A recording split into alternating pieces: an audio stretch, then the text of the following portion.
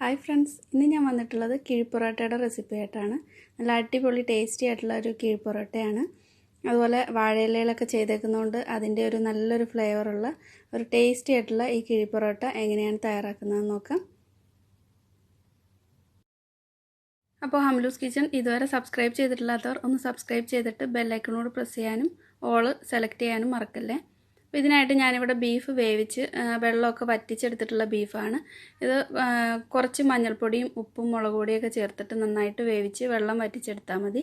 ഇത് ഞാൻ നാട്ടിൽ നിന്ന് കൊണ്ടുവന്നിട്ടുള്ളതാണ്. അപ്പോൾ അതുകൊണ്ട് അതിൻ്റെ ഇതിൽ ഞാൻ വീഡിയോയിൽ കാണിച്ചിട്ടില്ല. ഇതേപോലെ പാക്ക് ചെയ്തിട്ട് ഫ്രീസ് ചെയ്തിട്ടാണ് കൊണ്ടുവരുന്നത്. അപ്പോൾ അങ്ങനെയുള്ളതാണ് ഞാൻ ഈ എടുത്തു വെച്ചിട്ടുള്ളത്. ഇതിൽ കുറച്ച് എരിവൊക്കെ ഉള്ളതാണ്, ഉപ്പും ചേർത്തിട്ട് വേവിച്ചിട്ടുള്ളതാണ്. ഇനി ഇതിലേക്കുള്ള സവാള ചെറുതായിട്ടൊന്ന് കട്ട് ചെയ്തെടുക്കണം. ഞാൻ ഇതുപോലെ ഒരു ചോപ്പറിലിട്ടിട്ട് ചെറുതായിട്ടൊന്ന് കട്ട് ചെയ്തെടുക്കുകയാണ്. ഒരു 2-3 ചെറിയ സവാള എടുത്തിട്ടുള്ളത്. ഇപ്പോൾ സവാള എല്ലാം നന്നായിട്ട് ചോപ്പ് ചെയ്തെടുത്തിട്ടുണ്ട്. ഒരു പാത്രം ചൂടാകാനായിട്ട് വെച്ചിട്ടുണ്ട്. ഇതിലേക്ക് വെളിച്ചെണ്ണ ചേർക്കാം. ഇനി ഇതിലേക്ക് ചെറുതായിട്ട് കട്ട് ചെയ്തിട്ടുള്ള സവാള ചേർത്ത് കൊടുക്കാം. കുറച്ച് കറിവേപ്പിലയും ചേർത്തിട്ടുണ്ട്. ആവശ്യത്തിന് ഉപ്പോട് ചേർത്തിട്ട് നന്നായിട്ട് വഴറ്റിയെടുക്കാം.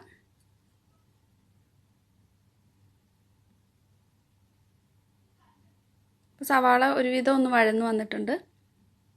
ഇനി ഇതിലേക്ക് ഇഞ്ചിയും വെളുത്തുള്ളിയും ചതച്ചതാണ് ചേർത്തിട്ടുള്ളത്. അപ്പോൾ ഇതിലേക്ക് ഇഞ്ചി വെളുത്തുള്ളിയൊക്കെ നല്ലപോലെ ചതച്ച് ചേർക്കുമ്പോഴാണ് ഒന്നുകൂടി നല്ല ടേസ്റ്റ്. ഇതിലേക്ക് ഒരു 2-3 പച്ചമുളക് ചേർക്കുന്നുണ്ട്. ഇതൊക്കെ അവരവരുടെ എരിവ് അനുസരിച്ചിട്ട് അഡ്ജസ്റ്റ് ചെയ്താൽ മതി. എല്ലാം കൂടെ നന്നായിട്ടൊന്ന് മിക്സ് ചെയ്ത് കൊടുക്കാം. ഇനി ഇതിലേക്കുള്ള മസാലപ്പൊടികളൊക്കെ ചേർക്കാം. ഞാനിവിടെ ഒരു 1/2 ടീസ്പൂൺ മഞ്ഞൾപ്പൊടി ചേർത്തിട്ടുണ്ട്. ബീഫിലേക്ക് നേരത്തെ ഇതെല്ലാം ചേർത്തിട്ടുള്ളതാണ്.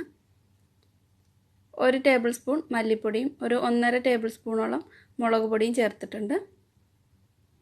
ഇനി ഇതിലേക്ക് ഒരു 1/2 ടീസ്പൂൺ ഗരം മസാല, അതുപോലെ കുറച്ച് കുരുമുളകിൻ്റെ പൊടിയും കൂടെ ചേർക്കാം. നന്നായിട്ട് അതിൻ്റെ പച്ചമണമൊക്കെ ഒന്ന് പോകുന്നത് വരെ ഒന്ന് വഴറ്റി കൊടുക്കാം. അപ്പോൾ പച്ചമണമൊക്കെ ഒന്ന് പോയിട്ടുണ്ട്. ഇനി ഇതിലേക്ക് തക്കാളി ചേർത്ത് കൊടുക്കുക. ഒരു തക്കാളി നന്നായിട്ട് കട്ട് ചെയ്തിട്ട് ചേർത്തിട്ടുണ്ട്. അടച്ചു വെച്ചിട്ട് തക്കാളിയൊക്കെ നന്നായിട്ടൊന്ന് വഴറ്റിയെടുക്കാം. തക്കാളി നന്നായിട്ടൊന്ന് ഉടഞ്ഞിട്ടുണ്ട്. ഇനി ഇതിലേക്ക് നേരത്തെ വേവിച്ച് വെച്ചിട്ടുള്ള ബീഫ് ചേർത്ത് കൊടുക്കാം. ബീഫ് നന്നായിട്ട് കുക്കായിട്ടുള്ള ബീഫാണ്.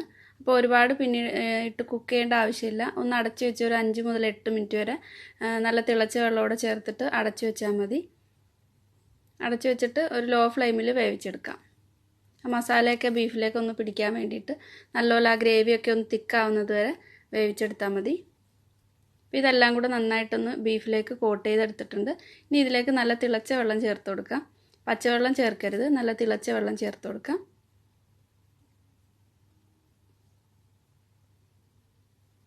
ഇതെല്ലാം നന്നായിട്ട് ഒന്ന് മിക്സ് ചെയ്തെടുത്തിട്ടുണ്ട്. ഇനി ഇത് അടച്ചു വെച്ചിട്ട് വേവിച്ചെടുക്കാം. അപ്പോൾ ഇതൊരു 5 മിനിറ്റ് കഴിഞ്ഞിട്ടുണ്ട്. ഇതിലേക്ക് കുറച്ച് കറിവേപ്പിലയും മല്ലിയിലയും ചേർക്കാം. എല്ലാം കൂടെ നന്നായിട്ടൊന്ന് മിക്സ് ചെയ്തിട്ട് ഒന്നുകൂടി ഒന്ന് അടച്ച് ഒരു 2-3 മിനിറ്റ് കൂടെ വയ്ക്കാം.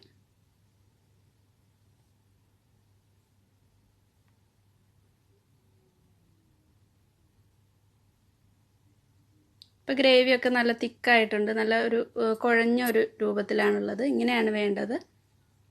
ഇനി ഇതിലേക്കുള്ള വാഴയിലേക്ക് ഒന്ന് വാട്ടിയെടുക്കണം.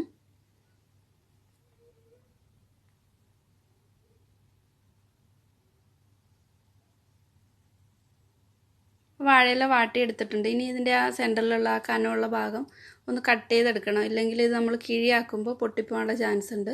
എന്നിട്ട് ഇത് നമുക്ക് വള്ളിയായിട്ട് ഇതൊന്ന് കിഴി കെട്ടാൻ വേണ്ടിയിട്ട് യൂസ് ചെയ്യാം. ഞാനിവിടെ പൊറോട്ട എടുത്തിട്ടുണ്ട്. പൊറോട്ടയുടെ റെസിപ്പി ഇതിനു മുമ്പ് ഞാൻ ഇട്ടിട്ടുണ്ട്. കാണാത്തവർക്കായിട്ട് ലിങ്ക് ഡിസ്ക്രിപ്ഷനിൽ കൊടുക്കുന്നുണ്ട്, കണ്ടു നോക്കുക. നല്ല ഈസി ആയിട്ട് ഉണ്ടാക്കാൻ പറ്റിയ പൊറോട്ടയാണ് ഞാൻ ഇട്ടിട്ടുള്ളത്. വാഴയില കുറച്ച് പൊട്ടിപ്പോകാതിരിക്കാൻ വേണ്ടിയിട്ട് ഒരു പീസും കൂടെ വെച്ചിട്ടുണ്ട്. എന്നിട്ട് 2 പൊറോട്ട വെച്ചിട്ടുണ്ട്. അപ്പോൾ ഇത് കുറച്ച് വലിപ്പമുള്ള പൊറോട്ടയാണ് ഇവിടെ കിട്ടുന്നത്. ഇത് ഞാൻ പുറത്തുനിന്ന് വാങ്ങിയിട്ടുള്ളതാണ്. അപ്പോൾ അതുകൊണ്ട് 2 എണ്ണം മാത്രമേ വെച്ചിട്ടുള്ളൂ. അല്ലെങ്കിൽ 3 എണ്ണമൊക്കെ വെക്കാം. എത്രത്തോളം വേണമെന്ന് വെച്ചാൽ വാഴയിലയുടെ വലിപ്പം അനുസരിച്ചിട്ട് വെച്ച് കൊടുക്കാം. അതിൻ്റെ മുകളിലായിട്ട് ബീഫിൻ്റെ ആ ഒരു റോസ്റ്റ് വെച്ചിട്ടുണ്ട്. ഇനി ഇതിലേക്ക് ചെറുതായിട്ട് കട്ട് ചെയ്തിട്ടുള്ള ക്യാരറ്റും സവാളയും കൂടെ ഇട്ട് കൊടുക്കാം. മല്ലിയില ചോപ്പ് ചെയ്തിട്ട് വേണമെങ്കിൽ ഇട്ട് കൊടുക്കാം ഇഷ്ടമാണെങ്കിൽ. ഇനി ഇതിലേക്കുള്ള ഗ്രേവി മസാലയൊക്കെ എത്രത്തോളം വേണമെന്ന് വെച്ചാൽ അതനുസരിച്ചിട്ട് ചേർത്ത് കൊടുക്കാം.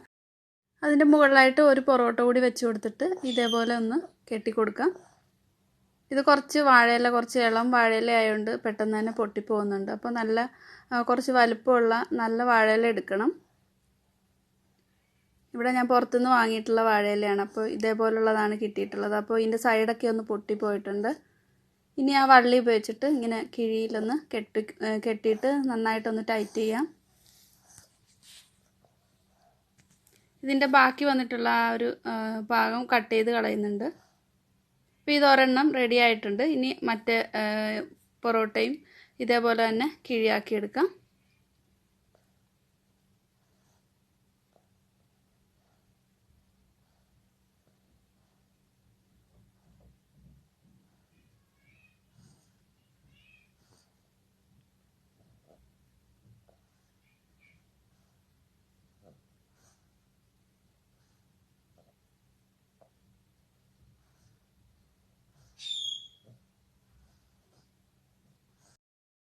ഇവിടെ ഞാനൊരു അയണിൻ്റെ തവ ചൂടാവാൻ വെച്ചിട്ടുണ്ട്.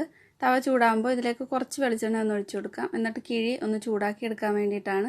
അപ്പോൾ അതിൻ്റെ ആ അടിഭാഗം കരിഞ്ഞു പോകാതിരിക്കാൻ ലോ ഫ്ലെയിമിലേക്ക് ആക്കി വെച്ചിട്ട് വേണം ചെയ്യാനായിട്ട്. എണ്ണ ഒഴിക്കണം. എണ്ണ ഒഴിച്ചില്ലെങ്കിൽ അടിഭാഗമൊക്കെ പെട്ടെന്ന് തന്നെ കരിഞ്ഞു പോകും. എന്നിട്ട് ഇത് ഇതേപോലെ ഒരു അടപ്പ് എന്തെങ്കിലും വെച്ചിട്ടൊന്ന് അടച്ചു കൊടുക്കാം. അപ്പോൾ നന്നായിട്ടിത് ചൂടായി കിട്ടും. അപ്പോൾ ഇതൊരു 5 മിനിറ്റ് നന്നായിട്ടൊന്ന് ചൂടായിട്ടുണ്ട്. കിഴിയുടെ ഉള്ളൊക്കെ നല്ലപോലെ ആ പൊറോട്ടയും ബീഫും കൂടെ നല്ലൊരു മണമൊക്കെ വരുന്നുണ്ട്. ഒരു 5 മിനിറ്റ് അങ്ങനെ തന്നെ വെച്ചിട്ട് അത് കഴിഞ്ഞിട്ട് കുറച്ചൊന്ന് ചൂട് പോയി കഴിയുമ്പോൾ ഇത് ഓപ്പൺ ചെയ്ത് നോക്കാം.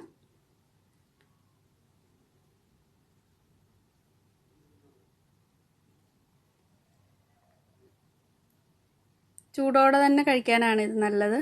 നല്ല അടിപൊളി ടേസ്റ്റാണ്. എല്ലാവരും ഒന്ന് ട്രൈ ചെയ്ത് നോക്കിയിട്ട് ഫീഡ്ബാക്ക് അറിയിക്കാൻ മറക്കണ്ട.